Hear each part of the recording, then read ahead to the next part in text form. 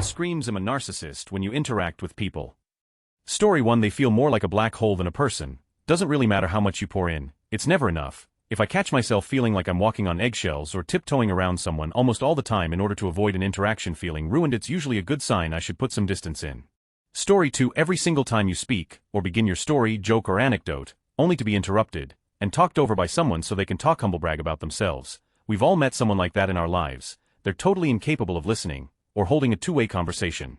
They never ask anyone else a follow-up question, or show any interest in anyone else. Story 3. Common threads I've seen in Group 1. When you tell them ways they hurt you and they are more concerned on arguing the details, rather than caring that they hurt you too. When you share vulnerabilities, they store it as ammunition to break down your sense of self-trust, consistency, and control you. 3. When you stop sharing vulnerabilities due to 2, and they then accuse you of lying, cheating or worse, 4. When every personal story you do share is turned into a focusing on them. 5. When they cannot apologize or see their own flaws, so they project and blame shift every failure to others' imperfections. Story 4. 1. If they humiliate, talk down to others and disguise bullying as being funny or just joking, but every single time their jokes and humor is on someone else's expense. 2. If they talk about themselves a lot, how well they were raised, how they would never do this or that like the other idiots, how awesome their generation is while yours sucks, how good manners they have while you're basically trash. 3. Fake humility. This one I figured out recently. A lot of narcissists know they are full of themselves and they know that others are sick of it, so they will display fake humility, just like they go into victim mode when it's them that did something wrong. They will say something like, oh, what do I know, I'm just stupid, or I'm just fat, or I'm ugly. Often they do this to fish for compliments or to hear the opposites. No, you're not ugly, you're actually very smart. They love that. 4. They take out their frustrations and anger on you. They will use you as a dump for them to vent when they're sad and a punching bag when they are angry. And when you are sad or need someone, they want help and they are not capable to help because no empathy. 5. If they are jealous or hateful of you and act nasty, disrespectful or mean for no reason, give you nasty looks and try to bring you down. 6. If they are one-upping you in every conversation or twist your words and take them out of context to make them seem like they have a better or healthier point of view. 7. If they're constantly posting pictures of themselves online to get attention and likes and are on many dating apps. 8. If they do something or say something often to try and make you feel jealous. 9. They boast themselves while bringing others down. 10. They lie and gaslight. They say something and next day when you bring it up they either never said it or don't remember it or you imagined it. 11. If you befriend or date them, they try to manipulate you to be the way is most suitable for them and make you worthy enough to meet their friends' family. 12. They have a very harsh reaction to criticism and get hyper-defensive. Take it as an attack and fight back. 13. When they ask you a question, there's a right answer and there's a wrong answer to them, what they want to hear and what they don't want to hear. If you give them the wrong answer, the one that you were being honest about and not what they wanted to hear, all breaks loose. 14. Drama queens. They love to pick fights and arguments. It gives them fuel while it drains you. 15. They gossip a lot and point fingers at strangers. 16. They're dishonest. They have a husband or wife at home but have no shame in flirting with you and even going all the way with you if they had the opportunity. 17. They are above the law. Rules don't apply to them. For example, they're not wearing a seatbelt. They're not waiting for that red light. The speed limit is stupid. People should go fast like them. 18. Road rage. 19. They are popular. Most often narcissists have several friends because they can actually be very charming and they know exactly what people want and what they want to hear. They'll love bomb them, overload them with compliments, etc. And usually that's enough. 20. They are always right, even when they are wrong. Story 5. When people are uninterested in the conversation, then I mention a valuable skill I have and their ears perk up, only interested in talking to me if I can do something for them. Story 6. They take offense when you do or say, or even enjoy something they don't like. I'm talking specifically about a narcissistic parent. You must live your life in the way they envision for you, and if you don't, you are punished, belittled, and ignored. Story 7. Lazy. Take credit for other people's work, can't take criticism, constantly lie, or bend the truth to make themselves look better. Talk about how great they are when they actually and use the people around them to make themselves look good. Story 8. Unpopular opinion, but I think it's weird when you meet someone and they add you on Instagram and all of their posts are just selfies of them. No hate, it's just strange. Story 9. My mom is actually diagnosed NPD, not the popularized definition of being a narcissist. She was a nightmare to live with and still is a psychological assassin. A less nefarious but telling sign is that, in every story they retell, they are always the hero or the victim, but never the villain. Never. My mom couldn't even resist blaming someone for her breast cancer. She claims the stress I caused her as a teenager is the reason, but she's not the villain in that retelling if you confront her about it. All of her stories are her telling someone some advice that worked out and she saved the day, her doing charity work or something that saved someone's life, her being the best, smartest, funniest, hardworking in a group setting, or it's a story about how someone else screwed her over. Another one that they show fairly easily and early on is how they speak about others in relation to their use. My mother is entirely what have you done for me lately, both physically and emotionally. When my dad died, all she did was complain about what others weren't doing for her when our family bent over backwards to help her. Nothing is ever enough, you don't visit enough, You don't help me at my house enough. You don't let me FaceTime my grandchild enough, etc. They see people as being indebted to them and have this sense of entitlement towards the universe. Story 10. This is going to sound so mean, but and then they drop a line so brutal there's no chance for recovery, also answering important emotions questions with another question pointing fault at you, and never acknowledging the thing you asked about, focusing on one word in a conversation instead of what's being asked of them. Never admitting fault, or that their behavior negatively affected other people, ghosting after a 3-year relationship, cheating and lying about monogamy. I could go on. Surrounding themselves with other narcissists, never crying, and unattached to emotions, road rage, the capacity to walk away from love like it's meaningless.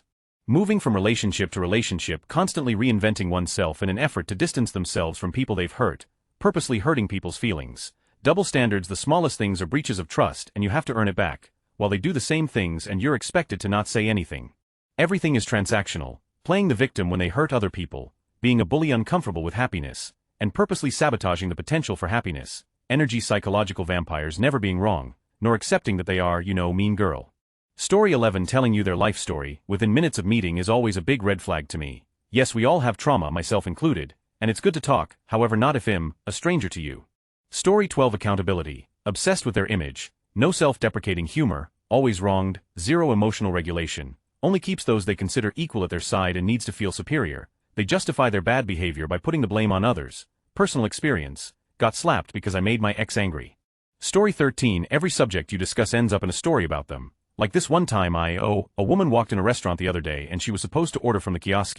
Instead, she shouted to the employees to make her food and they did it. They think highly of themselves and they act like the world revolves around them. Story 14. A narcissist loves to talk about themselves, needs constant praise, can't handle criticism, and shows little real interest in others. They one-up your stories, twist facts, and lack genuine empathy. It's all about them, always. Story 15. What a lot of people don't realize is that they can turn on the charm and seem really likable. Unless you get to know them in private, you might not realize that an acquaintance is a narcissist until something goes wrong. They will defend and project. They'll over-retaliate and they will never ever admit to doing anything wrong. They will say the most insulting things and then tell you later they were saying it to be hurtful. Story 16. They are only impressed by things that remind them of themselves. And if they say you remind them of themselves, they see that as the ultimate compliment. Shudders as a few people come to mind. Story 17. They always have to be right. They always have to have the last word. They always play the victim. They always interrupt when they don't like what they are hearing. Story 18. When they condescend and talk down to you, almost like interacting for dummies. When you begin questioning your own intelligence and authority, public shaming. When they frame your confusion as incompetence. Just generally if you feel crazy or wrong talking to somebody but you know you're not. Because a normal conversation would not cause your heart rate to be in fight or flight. You know when you know. Story 19. To answer your question properly, as someone who struggles with narcissistic traits, I can practically smell people with cluster B personality disorders. They're always either a bit too loud for the social situation, or a bit too quiet, so you want to ask them questions. Everything exists in relation to them instead of that person being just one person in the world. When you see it, it can't be unseen. I deal with my narcissist tendencies by bragging about stupid. If it comes up, like if someone says they're a chess grandmaster, I'm way better at chess and arm wrestling, so let's arm wrestle. I don't do this every day or every time a situation comes up where I could be a selfish menace, but it sates the appetite without offending. Usually, some people are just naturally dull and can't tell I'm joking. Works for me. I just snapped out of a narcissistic hellhole and you can keep being you. Just reread everything I typed and realized it sounded incredibly narcissistic. Go Rockets, I guess. Story 20. Demanding rather than asking and then being appalled and enraged when the person they're demanding something from doesn't cave. It's wild that full-grown adults will expect everything to be catered to them and that they did no wrong. Story 21. Fake empathy and scripted questions so they can talk about what they want. You may not pick up on it the first time, but you'll notice the empathy every time being the same exact practiced facial expression, and the questions being not from the convo at hand. Story 22. Thinking any form of compromise is them bending over backwards or them sacrificing. Like, oh man, you guys all owe me because I'm giving up my whole day to do not exactly what I want. When a compromise is we both don't get 100 of what we want and meet in the middle. Also in a relationship or specifically starting out, if anyone uses the term I let you, that's a huge one. I let you do this thing you like so you owe me now. Probably the biggest one and easiest to tell quick is if someone can't be impressed by anything or can't give anyone credit for anything. They have to find something to pick apart or divert credit from anything cool they see so people can't think anyone but them can do anything cool. Story 23. One thing Eve noticed is when they want to control you, they project exactly what they are doing to you onto you. My abusive ex used to say I was a narcissist, manipulative, selfish, and oftentimes said that I was trying to gaslight him into feeling guilty about the things he did wrong to me. They also bully you and then when you defend themselves they will play victim. Once he said a joke that was really humiliating just to get a laugh from his family, and when I confronted him about it, he started crying. Story 24. When they push and push and push, Then you finally get upset and they say, there's the nerve, meet my sister. She's done that to me many times. Yes, she's also the golden child, I'm the verbal punching bag. Story 25. When they have an ulterior motive for the nice things they do. I had a boss who offered to take a sick employee home and was very caring and sweet about it. When they came back, I mentioned in passing that I thought that was really nice. They looked at me and deadpan said, why would I want to pay them to work to take twice as long to do his task as another employee? We also had a distant family member stay with us who turned out to be a narcissist. She would constantly try to control us with nice acts. One example was, she replaced all of our furniture in the living room and gave us a new TV, her husband's dime of course. She didn't work and the real reason was it made her look generous. She didn't like our shabby furniture, and she began taking control of the TV she bought and complaining how we treated the furniture she bought.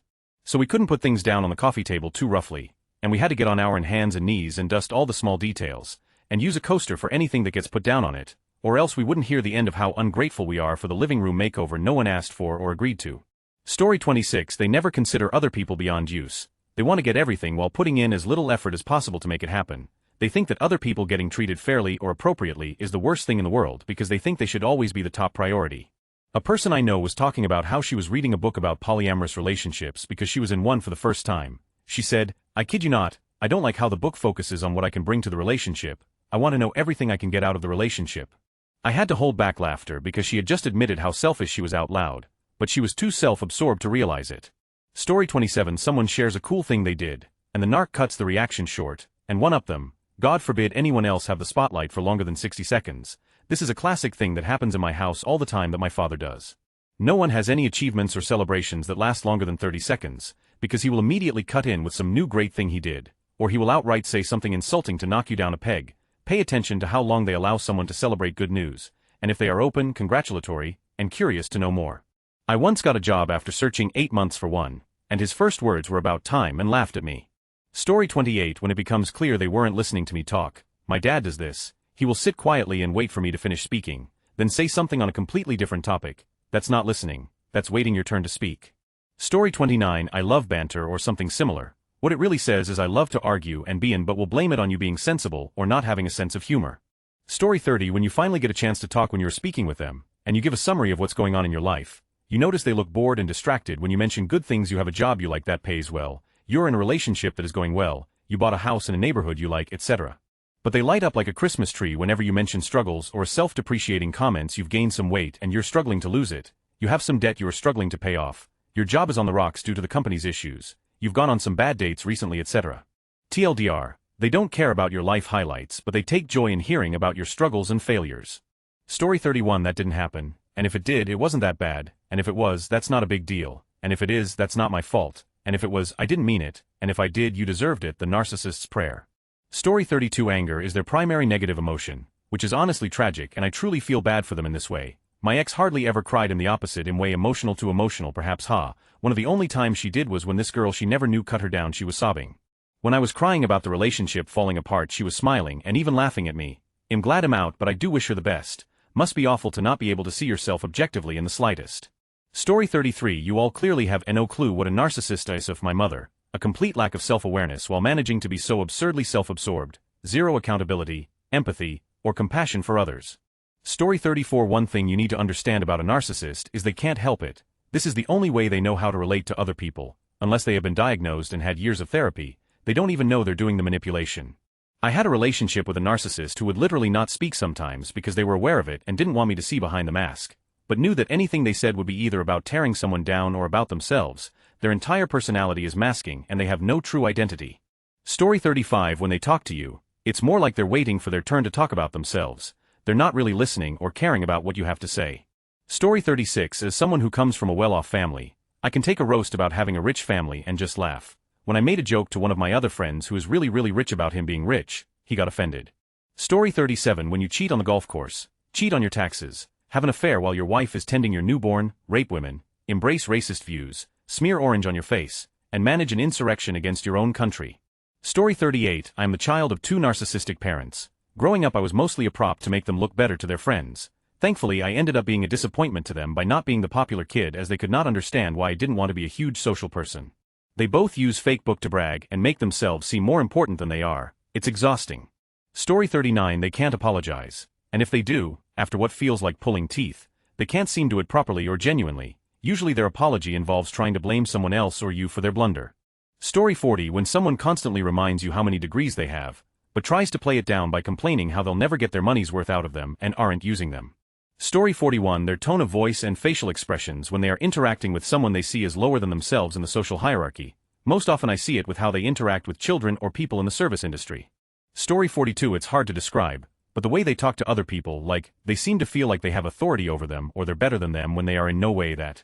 Story 43. Nothing. That word gets tossed around way too much, and in reality they are rare. There is at least one famous powerful politician who is 100% for sure a narcissist, but they are rare in daily life. Story 44. The one that I met had no friends. Blame his ex-wives for everything. His family covered for him. He turned around everything to make me the problem. He was controlling. When I told him to merge our finances when planning to get married, he threw a fit and did not talk to me for a few days, telling me I was controlling like his ex. I should have left him right there. After marriage, he started to question my choices, from food to hair to makeup. Very, very fine work. I didn't even notice, however, not able to express myself and talk about my feelings without him turning it around or criticizing me. I started gaining weight. At some point I went on a diet, and halfway through my weight loss goal he said when my ex lost weight she left me, so I guess you're leaving too. That was the big statement, followed by weeks of low-key actions and comments until I quit the diet. Isolation, making me feel inadequate and out of place everywhere. I stopped doing things and seeing people. He always had something to say about my looks, however. If I said something to him that was not a compliment he would get upset. At the end when the mask fell, he was everything his ex-wives said about him. He became openly abusive when I did not want to stay quiet and stood my ground. I left with my clothes and the dogs one day when he left for work. He kept it all. The money, the cars, the house. I wanted my freedom and my dogs. To sign the papers I demanded a public place because he could turn on a dime and become abusive. So yes, I was afraid. Story 45. Does something incomprehensibly wicked. I'm sorry that you've given yourself permission to be mad, but I don't owe you anything new. A girl like this. Never again. The unfathomable amount of damage they do is ceaseless and they can't see past it because in any narrative they're the victim. Get bitten once and run. I stayed for 5 years like a fool. Don't be me. Story 46. A lot of these comments aren't necessarily things about clinical narcissism. Narcissistic personality disorder isn't just about wanting attention. It's about being manipulative in a way that allows them to exert control over others. Story 47. Talking with coworkers about a stomach virus I had that tore my stomach lining. When I mentioned that I began to vomit blood, my other coworker yells over me, "Well, I bled last night." You can imagine the awkward silence. So yeah, whatever that is, if they ever say I'm just a very blunt person. Story 48. A person who keeps talking and not giving another person a chance, and even when the other person gets a chance to talk, they don't pay attention and either start scrolling through their phone or become busy suddenly. Story 49. I love the look on a person's face, how they light up when you ask about them. People don't get questions about themselves often enough, so I always make it a point to do this with people. Even though I find myself in way too many settings with self-absorbed people, and often feel so discarded and lonely because of it, I still focus on the other person. The art of conversation is so lost on so many. Story 50. There are many and different ways to be a narcissistic.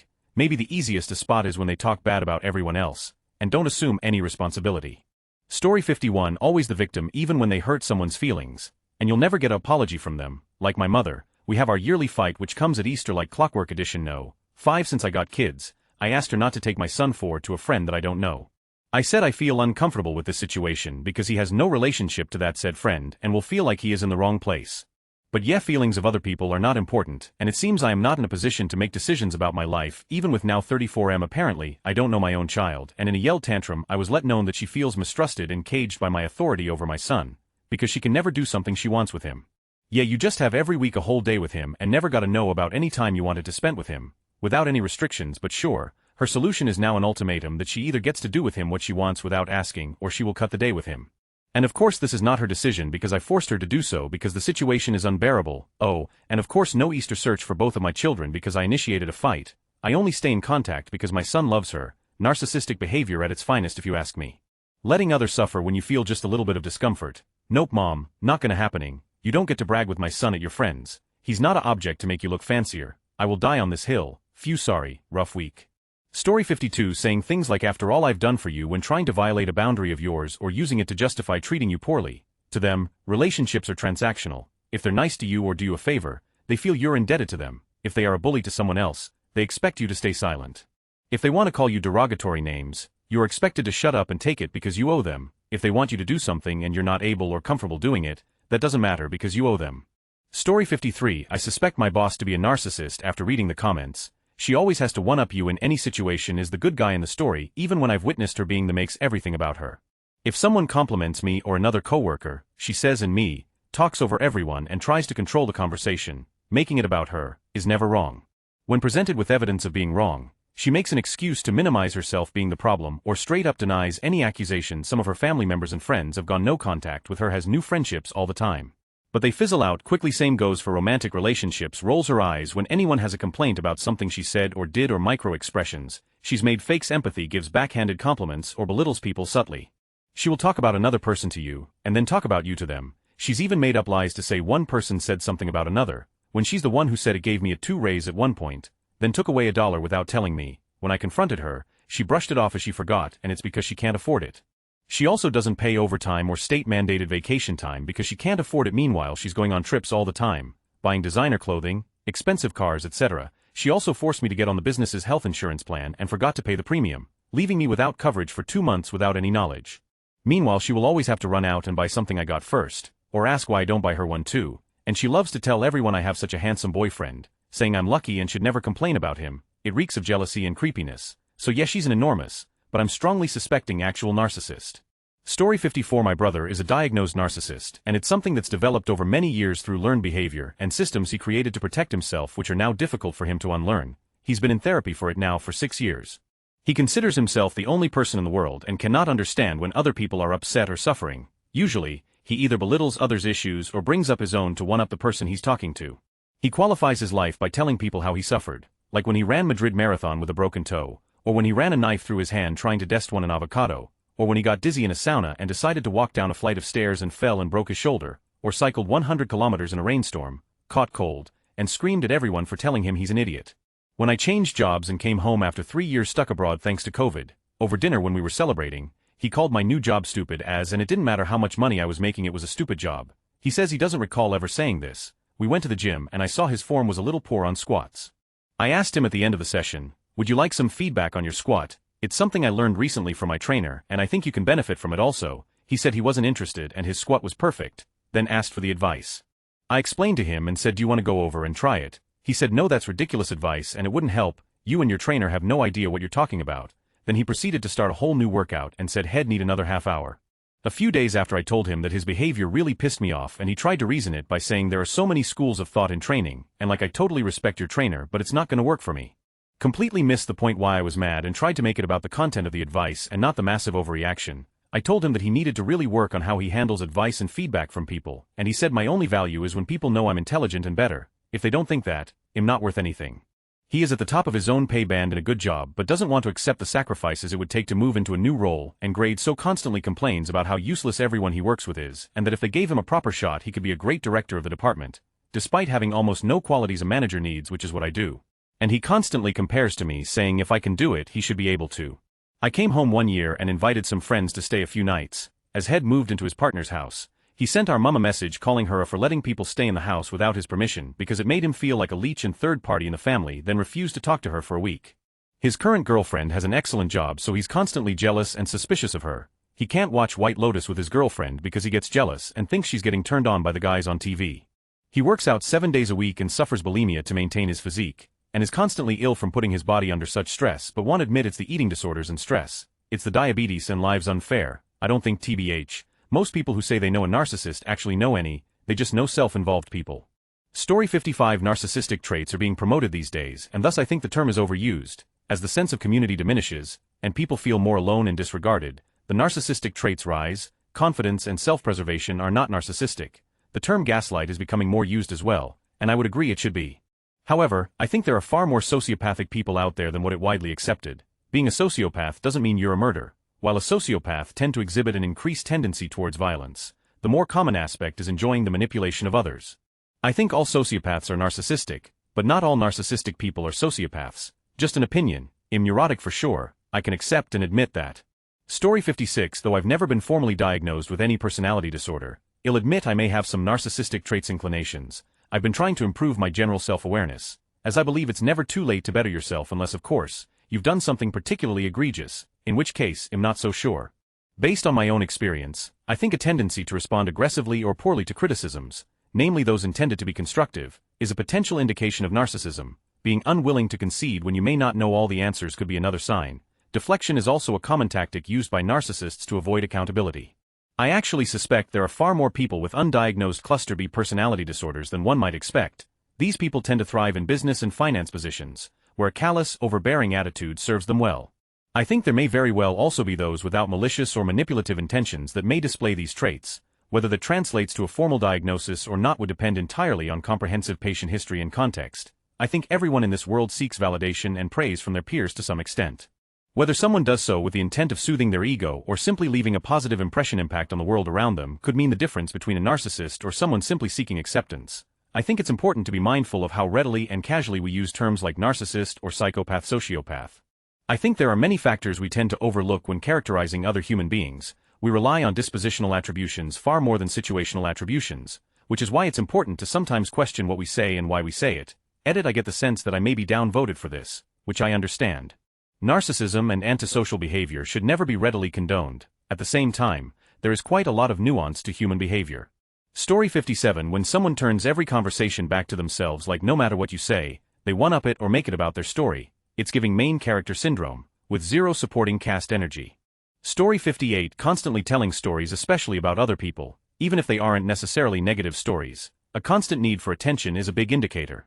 Story 59. Not taking accountability for anything. Blaming others for their own problems, thinking everyone is jealous of them, that they are somehow superior to everyone, gossiping lies a lot, fake.